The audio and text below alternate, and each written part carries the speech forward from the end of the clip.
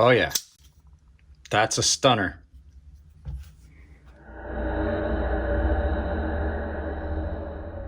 Guys, the little beginning. This is the Bade Modern Designs Stunner, and it is an aptly named knife. So we're going to take a first look at this.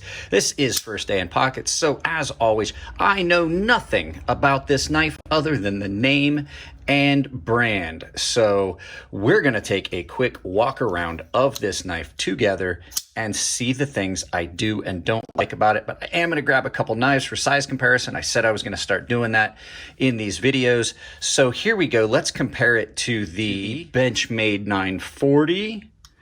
They are just about 1 for 1 if you really want to look at it, but much broader blade, much broader handle.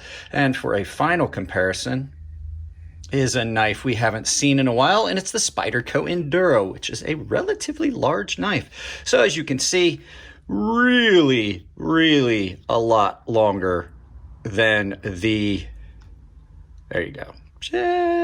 Depending on the way you look at it, maybe an inch. So there you go. Let's get this out of the way. Guys, I hate to interrupt the video because I know we're having fun, but I do have to do the YouTuber thing and remind you that this channel is self-sponsored with all the affiliate links and stuff you see down below. Anything from knives, tools, EDC gear, and Blade HQ, anything, all the Amazon links, they all support the channel. It doesn't cost you anything at checkout. So I'll talk about that at the end of the video. Now let's go back to the knives. So I've had this in pocket for just a couple hours now. I will say this has got one of the most satisfying actions on any knife that has come in a very long time. Just the sound of it. Listen to it. It just sounds, maybe make a whoo sound. Yeah, it just sounds like a violent action. I think a lot of that comes from this. I think its sound is amplified because this thing is so light. Guys, look at how much milling they did in this. This is an incredibly light knife. It's got carbon fiber that has been hammer patterned, and that's really easy to do. It looks complicated, but it's actually just like concentric. It's just lines of holes along that just give it that hammered look. You get carbon fiber on both sides.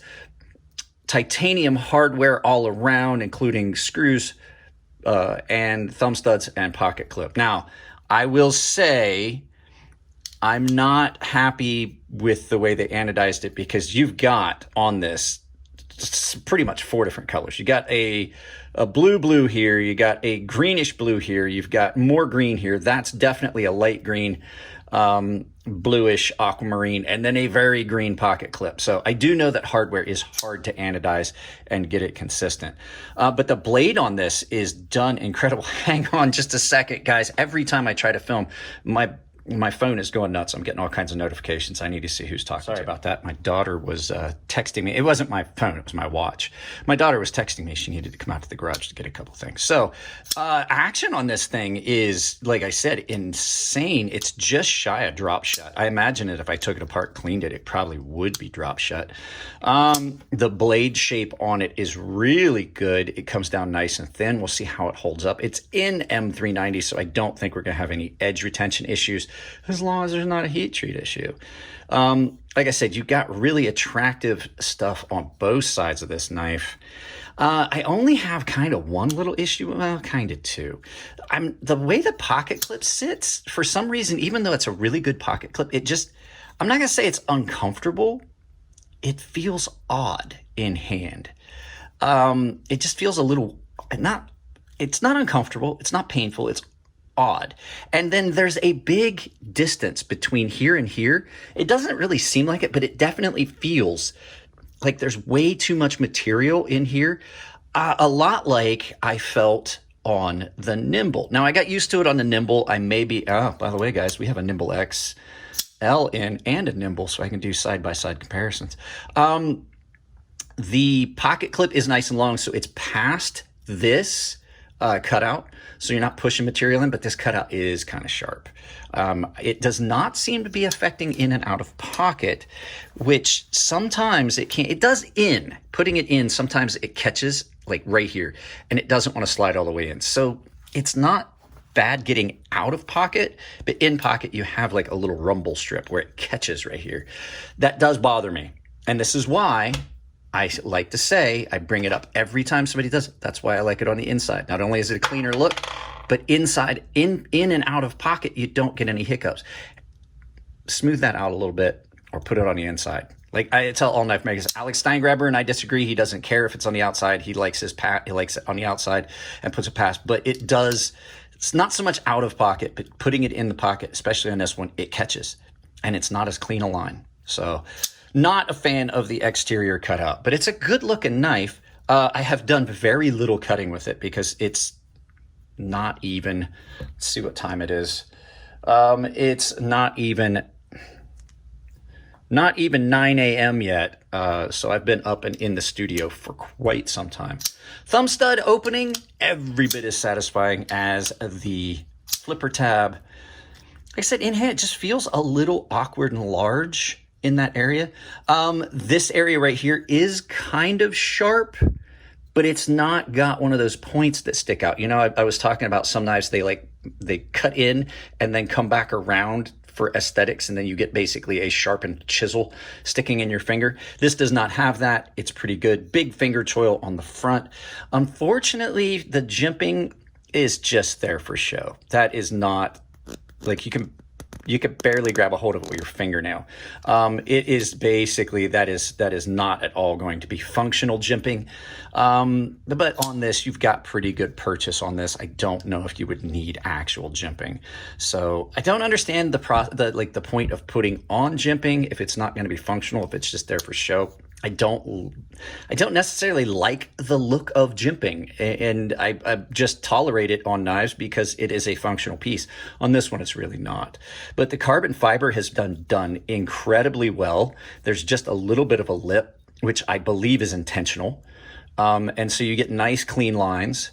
And then down inside, like I said, since I have enough light to show you, you have a lot of milling in there. Now, I don't see, this is another knife where I don't see any attachment points for these inlays. So this means that these inlays are stuck in there. Now, a lot of people are going to say, what's the big deal with that? Now, for somebody that refinishes knives and things like that, if I wanted to refinish this knife, I would have a hard time with it because throwing it in the tumble, I'm going to screw up this carbon fiber in a stone wash. If I was trying to anodize, carbon fiber actually does conduct electricity. And if you know anything about anodizing, you'll get some weird color changes around the inlay. So it's really hard if you can't get these out to do anodizing. And I don't know what they're using to put them in. I don't know if they're using CA glue or maybe some of that 3M Miracle tape. I mentioned that in the video about the first day in pockets. I rewatched it when I edited it about this same thing. So I'm not sure exactly how those inlays are held in place, but they don't seem like they're going to be coming out. My concern would be is if you're in a wet environment and it gets damp and then the glue starts to go. I don't know how they're doing it, but I trust that they're doing it properly. So we're going to give this knife a few days in pocket and see how it carries, and I'll give you my honest opinions about how I feel about it and things like that. You guys know I always do. If there's anything that I find that's just like a showstopper. Oh, I wanted to look at centering on this. Centering looks like it favors ever so slightly the lock scale. Either that or it's just got a little bit of a grind issue, but I'll take a good close look at that when we do the full review. You guys know I will. And it could just be okay, just in playing with it. So I need to tighten the pivot. That's what's wrong. Just in playing with it, I've loosened the pivot. It was not like that when I first put it in my pocket this morning. So it does have a little bit of lateral blade play, which just means that I need to tighten that pivot down a little bit. So there you go, guys. That's just first day in pockets. That's not an issue. A lot of knives do that. I'll put a little bit of Loctite on pivot screw, and I'll get that centered and get it tensioned back down to where there's no blade play. So that's not a knock on the knife. It just happens. I mean, just listen to it. That's a lot of force right there, snapping open. So, all right, guys, let's turn this around, do some final thoughts. So there you go, guys. First day in pocket on this one. I'm hoping that it carries really well. It does have kind of a little minor issue that does bother me a little bit, but it's just a thing that maybe I'll get used to. I kind of did on some other knives. So we'll see. We're going to carry it for a few days and see how it goes. So that's it on this one, guys. If you like the videos, give them a thumbs up. If you don't like them, give them a thumbs down, but please try to tell me why. I can't change that content if you don't tell me what you don't like. If you want to support the channel, it's simple as like, share, subscribe, drop a comment, hit the bell icon. If you do hit the bell icon, make sure you've got notifications turned on your device or you will not get notified of the pretty much 3 things a day that go up Monday through Friday. If you want to support the channel financially, however, there is a bunch of ways, like I mentioned in a little intermission. I've got a ton of affiliate links and stuff down below where you can get anything from knives to gear to sharpening tools. There's all kinds of recommended items and knives that are on the channel. A lot of times I put a link to, but I also have Blade HQ link where you can pretty much find anything that I have on the channel. Other ways you can do it, I have a membership that is tier-based. Pick a tier that gets you what you want out of my memberships. But remember, everyone saves $5 off my sharpening service. Everyone has access to my Gilded server. There are giveaways for baseline and premium tier members, and premium tier members have access to a sharpening tutorial series. And the final way is I have a merchandise store on Ember Shirt Co. where I've set up a coupon code that will save you 10% anywhere on Ember Shirt Co. That coupon code is CrazySharp, capital C, capital S, CrazySharp. Saves you 10% at checkout. And if you send me pictures of you wearing my merchandise, I will put them in a video. Guys, I love you all. Keep it clean in the comment section. If it's your birthday, happy birthday, and I will see you in the next video.